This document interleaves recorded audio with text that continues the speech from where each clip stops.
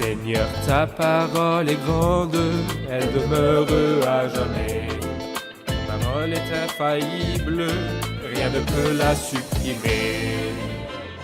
Si le premier livre des Chroniques présente les choses dans la perspective de la grâce de Dieu, pourquoi parle-t-il de certaines guerres dans le royaume? Pourquoi le roi David s'est-il débarrassé des chevaux qu'il avait pris comme butin de guerre après avoir vaincu les ennemis? Où David a-t-il trouvé les matériaux nécessaires à la construction de la maison de l'Éternel qui a été construite par la suite? Nous savons que David a préparé ces matériaux, mais où les a-t-il trouvés?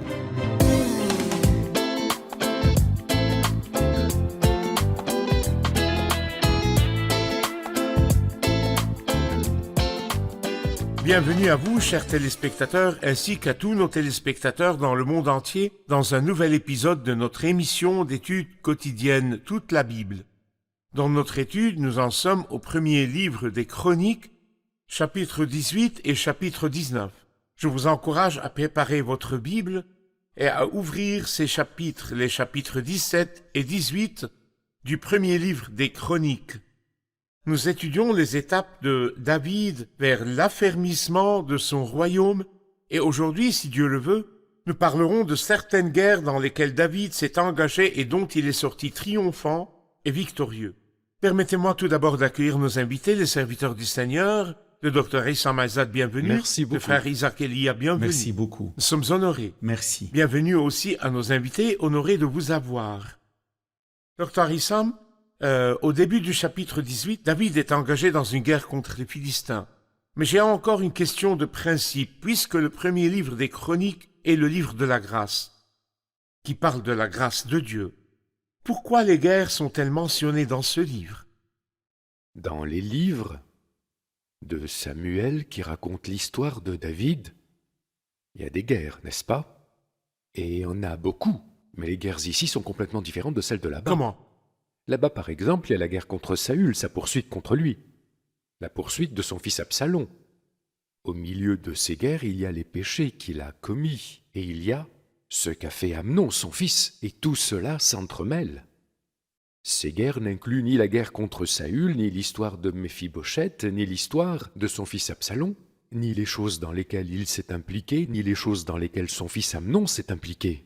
Pourquoi tout cela ne figure-t-il pas? Parce que, comme nous l'avons dit, le livre des Chroniques parle d'une part de la grâce et d'autre part de David en tant que symbole. Par conséquent, il exclut tout ce qui n'est pas en lien avec l'aspect symbolique, ni en lien avec la grâce dans une grande mesure. En termes symboliques, nous savons que David est une figure du Christ. Et quand le Christ régnera, pour régner, au début de son règne, il doit faire de ses ennemis son marchepied. Le Christ aura des guerres. Nous savons que lorsque le Christ apparaîtra, lors de la deuxième venue du Christ, 7 ans après l'enlèvement, il y a ce qu'on appelle l'apparition. C'est vrai. Lorsque le Christ apparaîtra, juste avant le règne, il y a des ennemis qu'il doit éliminer et qu'il doit discipliner. Il y a une guerre appelée guerre d'Armageddon. Il y a la guerre d'Armageddon, il y a le roi La du guerre Nord, de la il y a vallée le roi de du Josaphat. Sud, il y a Édom, il y a l'élimination de la bête, l'élimination du prétendu prophète. Ce sont des guerres où ils se rassembleront pour combattre le Christ. Ainsi, l'aspect symbolique dit que David ici, afin qu'il puisse régner, pour que sa royauté soit affermie et qu'il puisse apparaître dans l'image merveilleuse du règne de la paix et qui apparaîtra dans la vie de Salomon par la suite, il est impératif qu'il élimine tous ses ennemis et faire de ses ennemis son marchepied. Et c'est pourquoi toutes les guerres ici sont victorieuses, sans exception. Et il y a triomphé merveilleusement. Mais deuxièmement, au niveau de l'aspect pratique, n'oublions pas que les guerres ont éclaté après la fixation de la maison de Dieu et la stabilisation vue au chapitre précédent. Et après que David ait reconnu sa vraie dimension devant Dieu. Et après que l'arche de Dieu se soit installée dans la tente que David avait préparée pour elle. Et après que l'adoration se soit naturellement stabilisée. Les guerres ont commencé. Et toujours quand les guerres surviennent, après la stabilité dans l'adoration et la stabilité dans la relation avec Dieu, il ne peut y avoir de défaite du point de vue pratique. C'est pourquoi dans toutes les guerres ici, Il a triomphé. sans exception, il a triomphé. Et pas seulement. Il en a obtenu un grand butin. Si nous prêtons attention aux versets qui parlent de la victoire, par exemple, tout d'abord, David battit les Philistins et les humilia. Il battit les Moabites qui lui furent asservis. Il bâtit Hadarézer, roi de Soba, vers Hamath, qui voulait faire le malin, et alla établir sa domination sur l'Euphrate. David lui prit 1000 chars, 7000 cavaliers et 20 000 fantassins. Il multiplia les jarrets de tous les chevaux de trait pour ne conserver que 100 attelages. Les Syriens de Damas vinrent au secours d'Hadarézer, et David bâtit 22 000 d'entre eux. David posta des garnisons chez les Syriens. Les Syriens furent asservis à David, puis écoutés attentivement, et lui payèrent un tribut.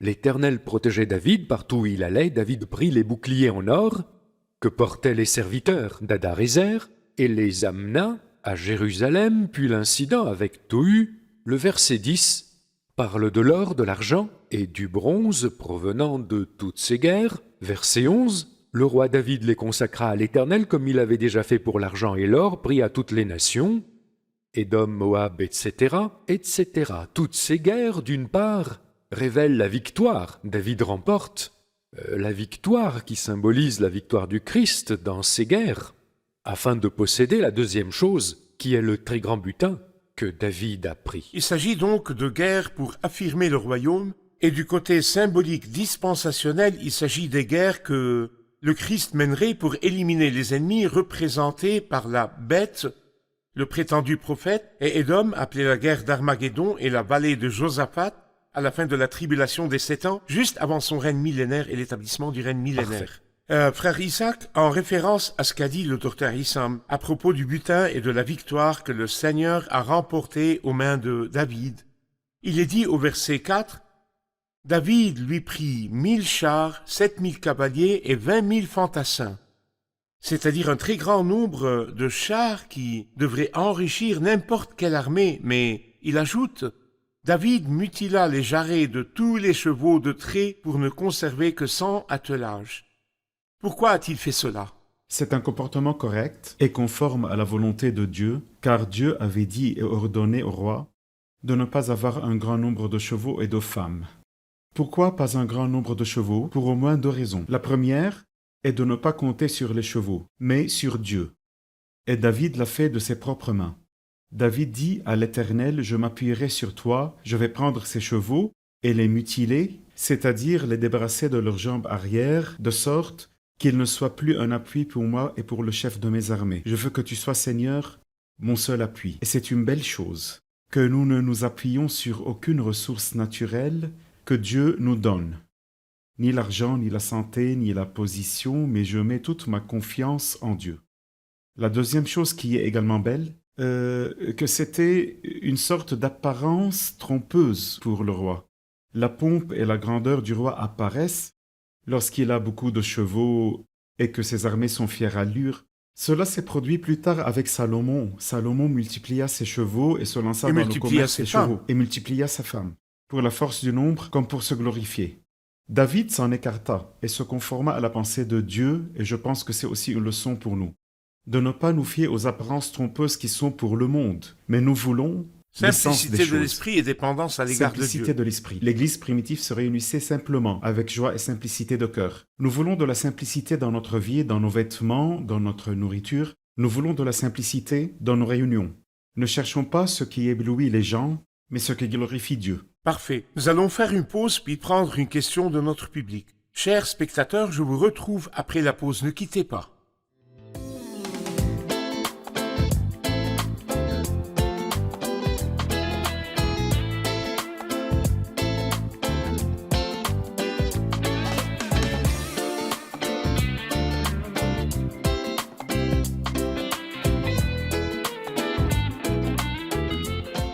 Nous voici de nouveau, chers spectateurs, pour prendre la question du public. La question. Il y a une différence au verset 3 du chapitre que nous étudions actuellement, le chapitre 18, qui dit « David bâtit Hadarézer, roi de Soba, vers Hamath, lorsqu'il alla établir sa domination sur l'Euphrate. David lui prit 1000 chars, 7000 cavaliers et 20 000 fantassins. » Mais dans 2 Samuel 8, verset 3, il est dit « David bâtit Hadarézer, fils de Rehob et roi de Soba, lorsqu'il alla rétablir sa domination sur l'Euphrate. David lui prit 1700 cavaliers et 20 000 fantassins. » Il dit ici dans ce chapitre Hadarézer, Un chapitre dit Adarézer et l'autre Adadézer. Adadézer ou oui, Adarézer? Et aussi 1000 chars et 7000 cavaliers ou 1700 cavaliers. Les deux versets ne En sont effet, pas... nous voulons déchiffrer cette question. Les noms ne posent pas vraiment de problème car leur traduction varie d'une langue à l'autre. Le deuxième point, c'est que quelques-uns ont plus d'un nom, comme Abraham et Abram. Adadézer est lui-même Adarézer. Et en ce qui concerne le nombre de chars et de cavaliers, dans les chroniques, il est question de 1700 cavaliers, et là le nombre de chars et le nombre de cavaliers. Il compte 1000 chars et 700, 1000 chars, excusez-moi, il est écrit 1000 chars et 7000 cavaliers. C'est vrai.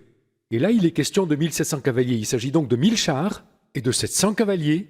Il y a 700 rangées de cavaliers, chaque rangée en compte 10, ce qui en Donc, fait il 7000. s'agit de 700 fois 10, car chaque rangée C'est compte vrai. 10 cavaliers. Les chars Alors nous tels avons quels et les 7000 et cavaliers, 7000. 7000 et 1000 chars 7000. et 1000 chars. C'est vrai. Parfait.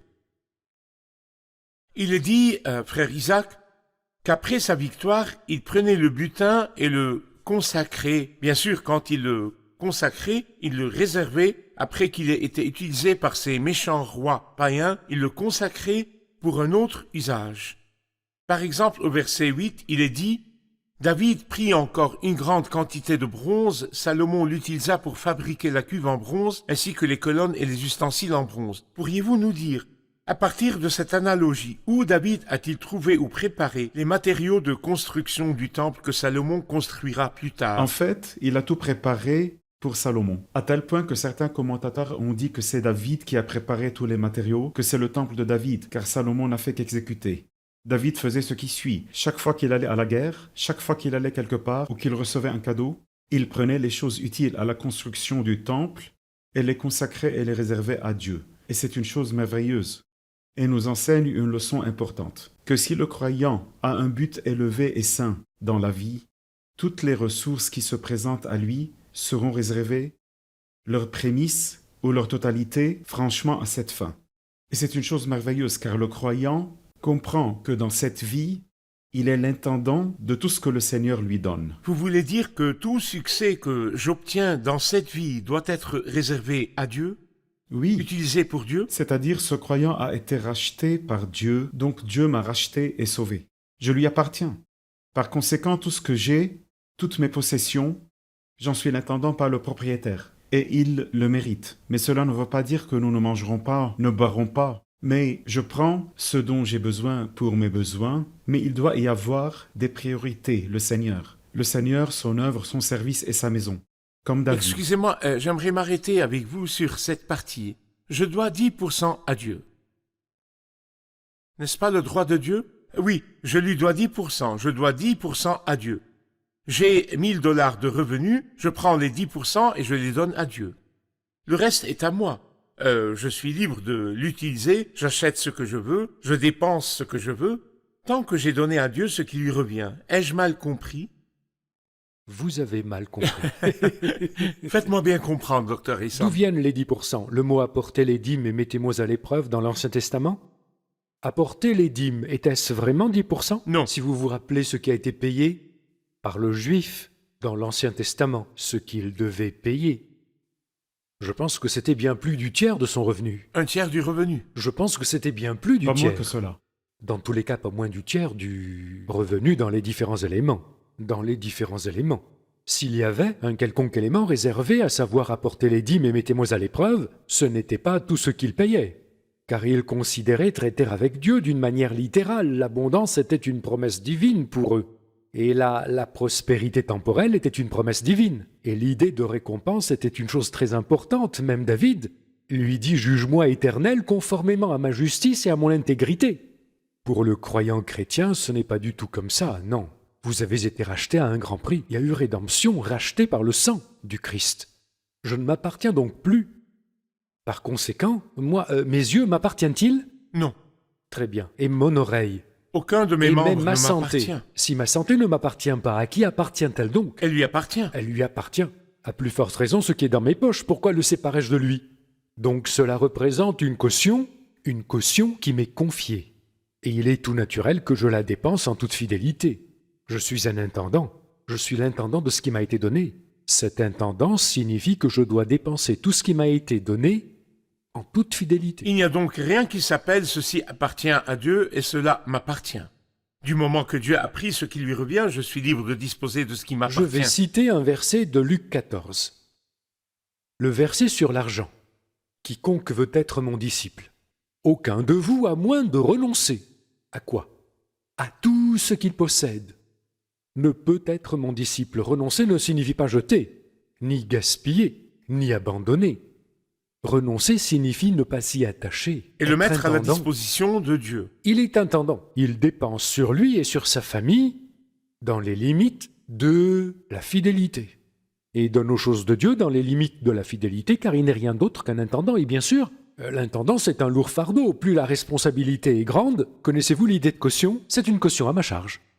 Et plus la charge est grande, et plus le fardeau est lourd. Parfait. David a eu des guerres avec des ennemis qui voulaient ébranler les fondations du royaume et il voulait l'affermir. Je voudrais savoir qui sont les ennemis du croyant dans ce monde maintenant. Le croyant est en guerre permanente.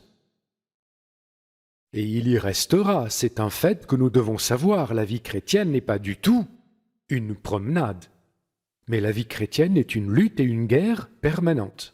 Je vais citer quelques versets, par exemple le verset qui dit « Nous avons à lutter ». Ce n'est pas seulement une guerre, c'est une lutte. Et vous savez, la lutte est l'un des jeux les plus difficiles. Cela ressemble à un jeu, mais ce n'est pas un jeu. Croyez pas que Satan joue avec nous. Il lutte et veut nous mettre KO, hors combat. L'important, c'est que nous soyons incapables de nous relever.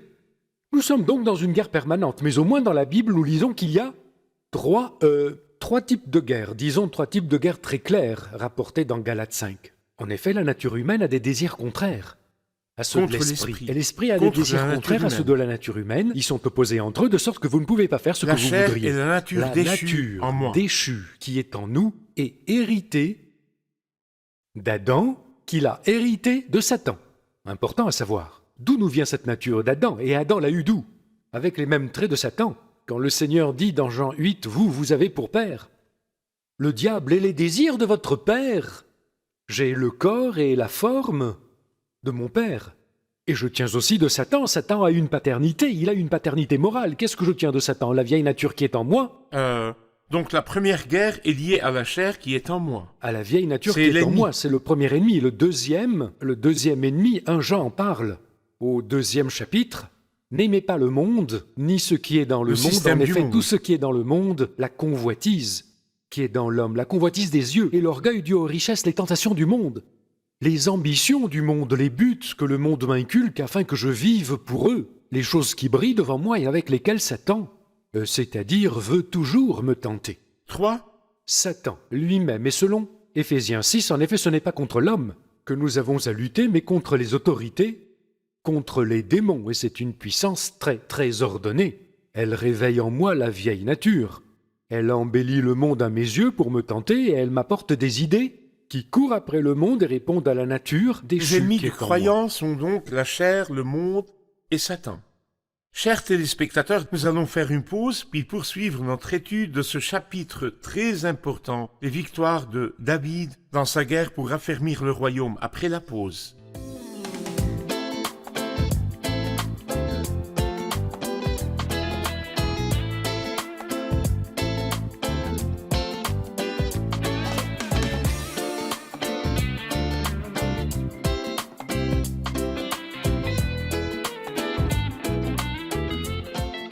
Nous revoici, mes chers amis, pour continuer notre étude de ce grand chapitre, le premier livre des Chroniques, chapitre 19.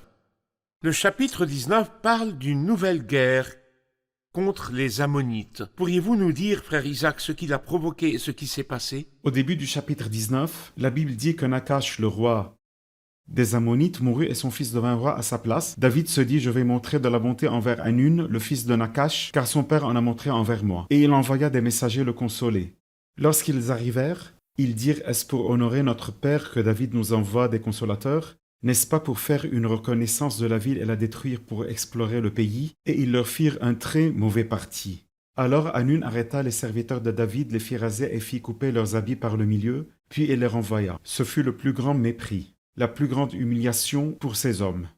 En réalité, ce que David a fait ici est une sorte de courtoisie humaine. Nakash signifie serpent, son histoire est ancienne dans la Bible. Il était mauvais. Les Ammonites étaient mauvais et Nakash était mauvais. mais c'était une sorte de courtoisie. Et parfois, Dieu nous enseigne que dans nos relations avec des cercles de personnes éloignées de Dieu, nous devons être prudents et marcher sous la direction du Saint-Esprit et non par les courtoisies humaines. En tout cas, David, humainement parlant, ne s'est pas trompé. Il allait les consoler par ses hommes. Il allait faire son Il devoir. allait faire son devoir, et ces hommes ont été traités de la sorte. Ce sont eux qui ont tout déclenché. Ils l'ont dit eux-mêmes. David se taira-t-il en voyant cela? Commençons à le combattre nous-mêmes. En d'autres termes, ils ont humilié les hommes de David et ont décidé eux-mêmes de combattre David. Au lieu de reconnaître leur erreur et de s'excuser, ils se sont préparés à la guerre. La Bible nous enseigne que dans la mesure où cela dépend de nous, nous devons être en paix avec tous les hommes. Donc, cela signifie qu'il y a des choses qui nous dépassent. Il y a des gens qui cherchent la bagarre, il y en a qui sèment le trouble. Nous nous tournons vers Dieu et nous verrons ce qu'a fait David par la suite. Parfait. Il y a certainement une question chez le public sur ces parties. Revenons au public. La question porte également sur la différence de nom entre notre chapitre et le chapitre 8 de 2 Samuel. Il est dit au verset 11 du chapitre 18 « Le roi David les consacra à l'Éternel, comme il l'avait déjà fait pour l'argent et l'or pris à toutes les nations, Édom, Moab, les Ammonites, les Philistins et Amalek. » Nous retrouvons exactement le même texte dans 2 Samuel 8, versets 11 et 12, mais au lieu d'Édom, il est dit Syrie. S'agit-il d'Édom ou de la Syrie? Oui, s'agit-il d'Édom ou de la Syrie, d'une similitude de nom ou d'une erreur dans la Bible? Édom est la Syrie, mais la Syrie est très grande, et Édom est un bourg à côté de la Syrie ou adjacent à elle. Édom est donc une partie de la Syrie, Oui, exactement. comme le Caire et l'Égypte. Oui, comme si vous disiez Alexandrie et l'Égypte. Alexandrie fait partie de l'Égypte. Et l'Égypte est la République arabe d'Égypte. Frère Isaac, j'aimerais vous poser une dernière question sur la guerre du point de vue de Dieu et du point de vue de l'homme. Il ne fait aucun doute que, pour l'homme, ces gens, comme nous l'avons compris, étaient des gens mauvais. Et ils étaient donc censés reconnaître leur erreur, mais au lieu de cela, ils ont décidé d'entrer en guerre contre David et ils ont engagé des gens pour combattre David. Mais pour Dieu, Dieu se sert toujours de... Voyez, l'erreur involontaire de David ou sa bonté pour consoler et pour faire une courtoisie inutile, et se sert de la méchanceté de ces gens pour accomplir son dessein de remporter une nouvelle victoire pour son peuple à un moment où le royaume, comme nous l'avons déjà convenu, était affermi pour David. Dieu fait sortir ce qui se mange de celui qui mange et le doux du fort. Le croyant peut errer, le mal des gens méchants peut apparaître, mais Dieu est au-dessus de tout, et il fait sortir le bien, et c'est un message d'encouragement pour tout le monde. Nous vivons dans un monde turbulent, dans une région arabe turbulente, et nous voulons dire celui-ci a tort, celui-là a tort, et parfois le croyant a l'impression que c'est lui qui paie le prix. Je veux dire à tous les croyants qu'ils ne paieront jamais le prix. Dieu est au-dessus de tout. Il contrôle les événements, même s'il y a des gens qui cherchent la bagarre, et des gens qui font du mal aux enfants de Dieu, ou du moins pour ceux qui sont affiliés au peuple de Dieu. Le Seigneur fera sortir ce qui se mange de celui qui mange et le doux du fort. Parfait, parfait. Merci beaucoup. Que Dieu vous bénisse. Revoyons l'épisode avec le public. Si le premier livre des Chroniques parle de la grâce de Dieu, pourquoi y a-t-il des guerres dans ces parties, dans les chapitres que nous étudions? Nous devons nous rappeler que David était un symbole du Seigneur Jésus. Et quand le Seigneur Jésus viendra, avant qu'il ne règne dans le règne millénaire, avant cela il mettra tous ses ennemis sous ses pieds et il mènera aussi des guerres. Ici, David a mené ces guerres pour affermir son royaume. Parfait. Merci, merci. C'est-à-dire des guerres pour affermir le royaume et non de fausses agressions contre les gens. Cela symbolise aussi le Christ roi qui soumettra ses ennemis juste avant de régner. David, après la victoire, s'est débarrassé des chevaux. Comment s'en est-il débarrassé et pourquoi? Le comportement de David est très correct et conforme à la volonté de Dieu. Dieu a ordonné au roi de ne pas multiplier les chevaux, en ce sens qu'il doit s'en remettre à Dieu. Il est écrit « On prépare le cheval pour le jour du combat, mais la suite, mais c'est à l'Éternel qu'appartient la victoire. » Il voulait lui dire « Je m'appuierai sur toi ». C'est pourquoi Dieu ne veut pas qu'on s'appuie sur une ressource naturelle. La deuxième chose était une sorte d'apparence trompeuse, une démonstration de force. Salomon l'a fait, il a multiplié les chevaux et les femmes, mais Dieu ne veut pas que nous nous appuyions sur les apparences, mais que nous vivions dans la simplicité dans nos vies et dans nos réunions. Comment s'est-il débarrassé des chevaux? Il les a mutilés, c'est-à-dire qu'il leur a cassé les jambes. Il mutila les jarrets. Merci, que Dieu vous bénisse. Merci, serviteurs du Seigneur. Nous poursuivrons notre étude dans le prochain épisode. Chers téléspectateurs, David a consacré à Dieu tout le butin de ses guerres. Il l'a réservé à Dieu, comme s'il disait « Je ne possède rien et tout ce qui me tombe sous la main appartient à Dieu. » Et c'est un message pour vous et moi. Tout ce qui nous tombe sous la main dans cette vie ne nous appartient pas. C'est la propriété du Seigneur et nous sommes les intendants de cette vie. Votre argent ne vous appartient pas, il appartient au Seigneur. Votre santé ne vous appartient pas, elle appartient au Seigneur. Votre temps ne vous appartient pas, mais au Seigneur. Votre corps ne vous appartient pas, il appartient au Seigneur. Tout ce qui vous tombe sous la main dans cette vie ne vous appartient pas, il appartient à Dieu. La chose la plus dangereuse est de dire ceci est à moi et cela est à Dieu, comme si vous partagiez les biens de Dieu. Mais quand vous savez que vous avez été racheté par le sang du Christ et que vous avez été racheté et que vous ne possédez rien dans cette vie, mais que vous êtes l'intendant de tout, vous vous efforcerez de glorifier le nom de Dieu dans tout ce que vous ferez. Écoutez ce que dit la Bible. Et s'il est mort pour tous, c'était afin que ceux qui vivent ne vivent plus pour eux-mêmes, mais pour celui qui est mort et ressuscité pour eux. Je prie de tout mon cœur, chers téléspectateurs, pour que vous changiez votre façon de penser sur la possession dans la vie. Nous ne possédons rien dans la vie. Nous jouissons dans ce monde, que ceux qui jouissent de ce monde soient comme s'ils n'en jouissaient pas. Nous sommes de simples intendants des ressources de ce monde.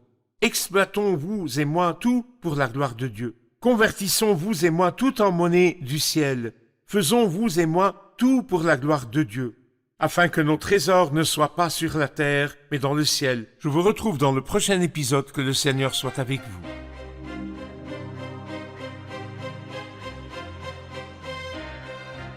Quel rôle Satan a-t-il joué dans la tentation de David de dénombrer le peuple? Comment pouvons-nous, nous aussi, nous méfier des manœuvres de Satan pour nous tenter? Quelle était la graine dans le cœur de David qui a aidé Satan à l'exploiter et à le faire tomber dans le péché de dénombrer le peuple? Le roi David avait le choix entre 3 types de punitions pour son péché, mais il a choisi de tomber entre les mains de Dieu. Qu'est-ce que cela nous apprend?